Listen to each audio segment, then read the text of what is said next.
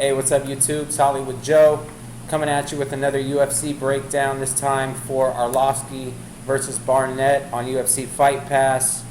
Going to be sponsored by Hippy Trips tonight because we got Jason Trevino, the owner of Hippy Trips, in the house, the #1 dad pen on the planet. If you don't know now, you know. Get your dad pens, hippytrips.com. I really do mean that. I stand by their product. I'm not paid to say that other than these sweet pens that I have. So we're going to get into this card, mostly the main card, but we're going to break down Ashlee EvansSmith versus Veronica Macedo, which is the female on the female fight on the undercard. Most of the other undercard fights, we don't know much about the guys because there are a lot of up-and-comers. Fight Pass does give these guys a chance to get themselves into the UFC and get some exposure, so that's cool. But Ashlee EvansSmith actually fought here in Las Vegas for Tough Enough, the world-renowned amateur promotion, and Jason reffed a couple of her fights. Yeah, she's a tough one. You know, whoever fights her is looking for definitely a hard fight. You know, Ashlee Evans is going to be tough for this Veronica Macedo. Yeah, and Veronica Macedo, she's 5-0-1 right now, coming off a draw from Inferno. They're saying she's on a 7-fight win streak, so she looks to be a tough opponent for Ashlee EvansSmith, but we don't know too much about her. This will be her first bout in the UFC. It's all about that, you know, levels. You know, she can fight at that level. You know, Ashlee, you know, like I said before, you know, she has that, you know, that experience now at this high level and training for this high level. Yeah, third fight in the UFC. The girl kind of walking into it like, you know, smashing some girls kind of on a little hype. You know, she might take Ashlee, you know, like, for granted. Maybe take her a little bit lightly. I think Ashlee might come in and really try to put it down to her because Ashlee has something to prove. Yeah, and Ashlee's she's 1-1 in the UFC. She's a very tough fighter. I think that she has a chance to go a little bit higher than number 13. She could be the top 5.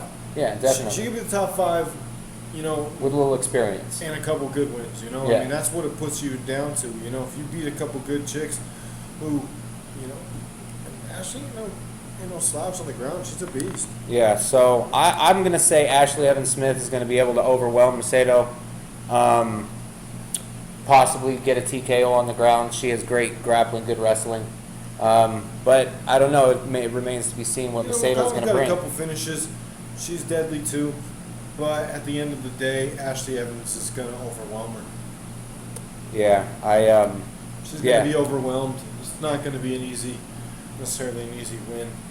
All right, so we're both going with Smashlee over Macedo, and that will take us to the main card, which is Nick Haines versus Taewin Bang. Hey, I gotta say your background looks cool on here, man.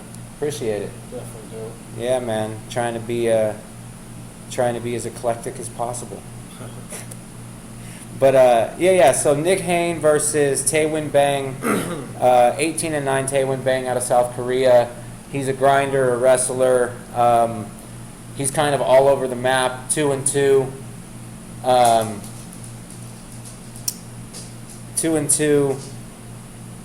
Wins by submission, wins by decision, losses by submission, losses by KO, or no, wins by KO and decision, losses by submission and decision in the UFC. So he's kind of all over the place. Nick Haines is world-class jiu-jitsu, world-class judo. So I don't know if they're going to nullify each other with the grappling. You know, if I just go off what I see here, you know, I'm not real crazy familiar with both of them. The Korean Cowboy, that's a pretty cool name, actually. I actually like that. It's better than the Sergeant. Yeah, not but, well. Maybe he is a sergeant. Sergeant could be a little more like, you know what I mean? Cowboy, you know, Korean Cowboy don't seem too scared. Come to find out, he's like a German special forces. Very well could be. You know, he's the German version of But Mirko. I think he's going to beat this dude. I think this dude is a kind of gimme fight. Yeah, I don't. You know, he's going to try to build it. this guy up. You know, and he's probably got fans. It's in Germany. Fight cards in Germany, so you know, why not? Yeah, give the guy a little bit of a chance to put on a show. Who knows? Maybe this will be fight of the night with two guys just go out there and bang on each other because they don't they nullify each other's takedowns, and we could see a bit of a slugfest. It would be good. I mean, it could be very well, on point. So. Yeah. So I'm gonna have to say Nick Hain in this fight, though. Nick. He's in Germany. They're giving him the fight. That's how they build these guys. He's 13-2 record. That's no slouch, not at all. Dude, that's something you can build on. In the 155 division too, I mean, it's pretty difficult to amass a 13-2 record. There's a lot of tough guys out there, but I'm going Hain. Jay's going Hain. Yeah, that'll take us to. I'm gonna say second round knockout. Second round knockout. I was calling still a lot of second rounds this card. Just a lot of mid-fight dropping. Yeah. All right, so that'll take us to Vader versus Latifi. Oh yay, Vader. Oh yeah, Vader actually grew up here in Nevada, went to school up north. I wrestled him for the state championship. He cost me my state championship. Schooled you Yeah, he did actually. He did work me. Dude was way bigger than everybody else, way stronger. He was a great middle linebacker as well, and he carried with the wrestling at ASU, D1 All-American, and he's a tough, strong guy, but he is awkward as all hell. He looks like he's dancing with his kid's shoes on. He's probably my least favorite light heavyweight.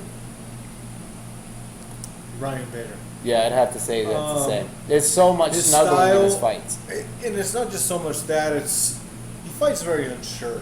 When he fights, he's tentative. He's not fighting with the confidence you'd think a high-level guy at that would be doing, Well, I mean, definitely. As soon as they hit the ground, then he feels right at home. Well, yeah, for sure. But I mean, at the end of the day, when you see like Bader's type of fighting style, the way Bader fights, it just doesn't at all ever accumulate to somebody who you're like, this is somebody who's gonna go get it and who wants it. Like, you're never gonna be like, man, that fool's gonna finish fights, and when you watch him, it's like somebody you better not blink for, you better not turn around for. He's not going out to finish like Rumble. But that's why Rumble dusted him. Because Rumble wanted this. Yeah. Whereas Ryan Bader's unsure. Ryan Bader, he's still fighting like... He doesn't like to get punched in the face at all, and you can see that from his stand-up. There's no progression. I mean, after he fought that fight, I see Latifi, if he hits Bader hard one time, Bader is going to turn into very unsure of himself. He's going to go right into his normal style, yeah. And Latifi's going to be able to kind of stalk him down and knock him out. Can possibly, you know what? I see that happening only because Bader is. Bader's stand-up it really is. I mean, coming from a couple guys that have seen striking and have seen progression in people over time, there has been zero progression in Ryan Bader's striking. His jab is it's horrible, and that's sad because the guy is such a high-level grappler. It's crazy to think what he could do if he would progress to being a high-level striker. Now he's been in the UFC for 5-6 years.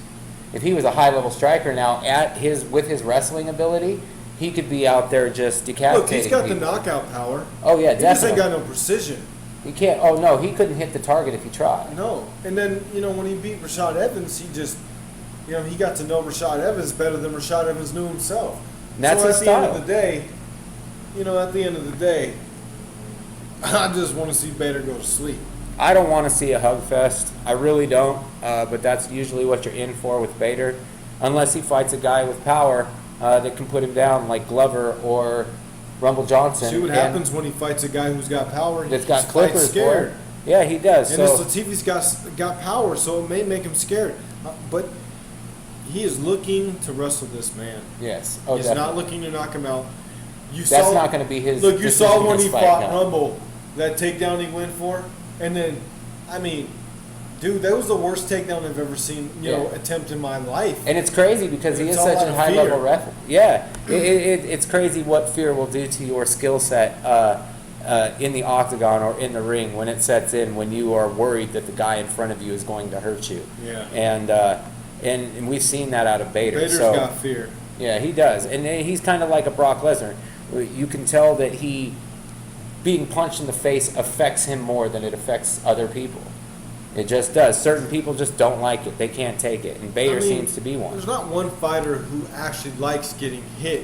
Do we like the feeling of getting hit sometimes? Yes, but we don't like getting hit. Not at this speed and this level. You don't like it, but there's a reaction. It's this reaction or the return There's reaction. a nice little bit of like, yeah, let's get some when you get hit. But nobody really likes to get hit. You know what I mean? But when you get hit, it brings something out of you. Yeah. And sometimes getting hit, that's what that saying really means is like. Fight or flight. Like, I like that. You know, it's like, oh, I don't mind being hit. It's like, you don't mind being hit because it brings it out of you. Yeah, exactly. But nobody wants to be hit and be rocked because ain't nothing going to bring out you. My whole goal is 0 damage. That's the mantra of my fighting style. We're taking 0 damage. Is that what your arm said in your last fight? hey, my arm compared to dude's forehead was... Hey, I ain't got no room to talk, but I'm just asking. Yeah, my last fight, my arm didn't enjoy that. But, hey, I got the job done, so that's all that counts. That is definitely all that counts. So, yeah, I'm going Vader 3-round snuggle fest. Possibly he gets a TKO in the 3rd round when Latifi is tired on the ground. I see Latifi taking it if he can make Vader feel his power. Hey, yeah, if he catches him with these bricks, there's a possibility. So. If he can make him feel his power, Vader could turn real, that's how we say it, female dog bitch, and be a tough night for him. Tail and run, man. There's a possibility. And then next up on the card, we have Gustafsson versus Blachowicz. Gustafsson next. Gustafsson is having serious problems. First round, 2 minutes. Gustafsson, listen, next. Yeah. Okay. So, but I don't know. You got to give Blachowicz a chance, or at least. All right. So this guy's an up and comer, is what we'll call him. But he's getting a chance. He's getting a shot right now to fight the number 2 guy in Alexander Gustafsson, who is on a 2-fight losing streak right now against some of the best guys. He's 1-4, yeah, and so maybe I don't know. Is this the rejuvenating fight that he needs to immediately turn? 1-4 right now, or 1-3? Is it 1-3 or 1-4? I think he's 1-3, brother. We're gonna have to look this up. I think it's 4. He says 3. Jones, DC, and Rumble all beat him. He beat Manoa in between that. I know my. Bowsers! Boom goes the dynamite. What's up? So, he lost to Jones. Then he beat Jimmy Manoa. 4. 1-3.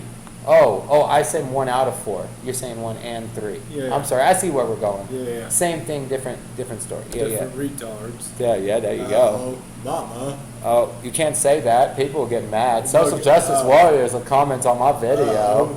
Mama always said, don't worry about nothing. So, yeah. Just play stupid.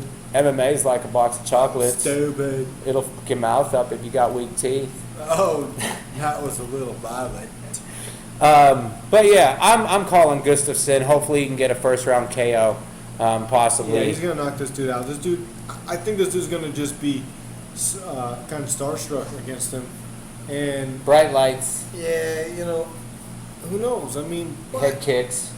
Gustafsson's going to come in deadly, confident, ready to put it down, and be somebody who we're used to seeing. Every once in a while, we see an underdog come in and seriously throw down.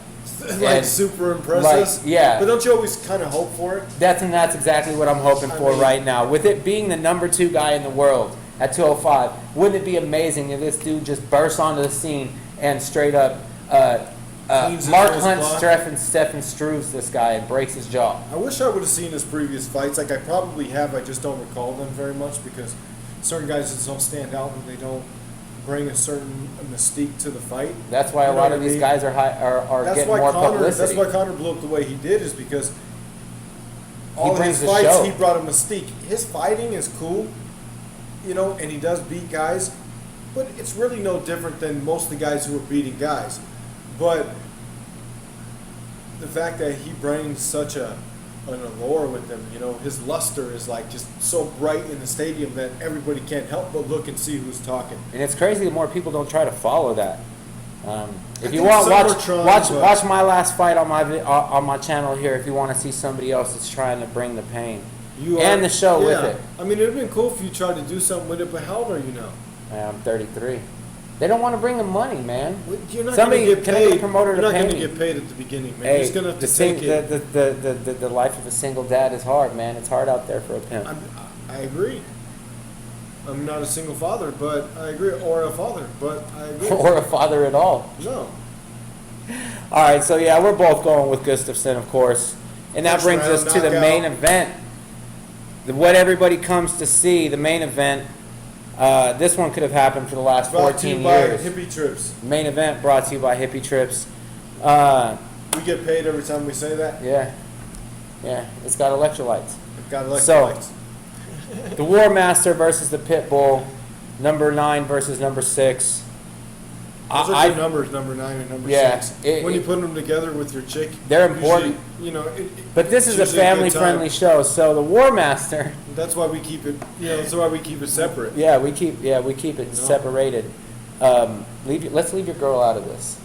I try to get in it as often as possible, but let's watch this. All right, so Let's Josh do Barnett this, versus Andre Arlovski. These guys have fought everybody. They've got wins and losses from basically every UFC champion decades ago in the last 12 crazy? years. Yeah, from 2002 when Josh Barnett won the UFC championship to Andre Arlovski getting it in 2005, and now they're both. Dude, I mean, there was a time where Arlovski was like, nobody wanted to see him fight again. Yeah, nobody. And He then got this knocked fool- out by Fedor, and it was like, man, And come on. he went on this downhill spiral of Yeah. 4 knockouts in a row. And now he came back, and then again, And he's taken, a contender. Yeah, he's at Number 6, top number 10. 6. How It's is- crazy. In the world, At 37, Hey, when he started, you at can't watch Fedor's fights and be like, man, that fool's top 10 in the top world. 10 in the world anymore. But and you he's can say not. that about Arlovski. His fight with Maldonado was anticlimactic at best. It just showed that Fedor can take a beating. Yes, he could take. Yeah, them Russians are gonna stay. Dog. They ain't gonna turn and run. They That ain't gonna fool tap was, out. Dude, that fool was I felt bad for spiraling him. in circles. I feel bad for him. But back to this fight. Back to the fight. Josh at hand. Barnett is a monster. On his feet, he's got Chris boxing against the cage. His I'm cage surprised work. USADA and hasn't slapped him up yet. He just probably been caught too many times for roids and said, no more, Who's that? no mas. Josh Barnett You been caught for roids a bunch of times? got caught with the UFC, got the belt stripped when he beat, I believe, Randy Couture. And then he, when he was supposed to fight Fedor in Flinction, He popped there. he popped too. Well, He's just popping left and right. these semi-man boobs are possibly natural these He's got a days. pair of mitts. Maybe. But Andre Arlovski, He doesn't have mitts. oh, that's too much. Andre Arlovski is a Do you like savage. mitts? He's a monster. Oh, you don't like mitts either? But he's gotten 2 knockouts from basically the champ and the contender right now, the Reem and Miocic. Before that, He was kind of schooling folks. yeah, he was, man. A I liked KO when he beat over Travis Hoppa. Brown. Yo, thank you. Who doesn't like seeing Travis Brown lose? Raise their hand. Right? Oh, doesn't like it? No, I'm saying who does Who like does it? like it? Oh, okay, I we're did back. say doesn't, but I meant does like it. And I'm raising my head like a jerk. He KO'd But Silva. He KO'd Bigfoot. He lost the split decision to Schaub. But before that, this is right when he came back to the UFC. Before that, he was in Strikeforce, and they used to say that Strikeforce couldn't compete with the UFC's guys, but now it's the same Dude, guys. he got It's crazy, smashed by right? Sergey, huh? Oh yeah, that didn't work out too well for him. But this is when he wasn't doing too well, man. When he Those caught four, see? he caught Ever these since 4 in a row, man. Brett Rogers knocked him too. Yeah, getting KO'd twice in a row. But before that, I mean, that's what you're going to get with Arlovski. Somebody's probably going to go to sleep. And this one, I see the War Master is bringing the down. Sandman. Arlovski's going down for this fight. How? How do you see it happening? Arlovski, well, how does he usually go down? By his chin going to sleep. According to all of my calculations. I see him getting pushed up against the fence and used up like Frank Mir got used up. His clinch game, his fence work is nasty. I see Arlovski, being deadly in the first minute or two, but like I've stated before, on previous things we've done, before this one, that Arlovski's chin is like he might as well be looking at the corner of the sky because his chin is looking for. Yeah, he's not one for tucking his chin. I think he's busy trying to look at the stars because he wants to go to sleep because Yeah. that fool is. He's counting sheep before they Counting start. sheep, He that's is, and it's crazy because this guy's got so much time in, but he's got so much confidence in his power, I guess. It must be crazy to just be slinging bricks like Dude, that. he throws punches like reckless abandonment, like Right. he's not going to get knocked. Yeah, he doesn't care. Like getting knocked out is like second rate. Yeah, like I come from Belarus, you know nothing. I do it whatever I like, according to my calculations. All right, but I'm gonna have to go Barnett. Either a second round knockout Barnett, the white Or- polar bear. or just a grinding beating that Arlovski takes for 5 rounds. Josh Barnett, if he doesn't finish it within the first 2, it will be a 5-round like hug fest. At any The boxing moment, will be lackluster.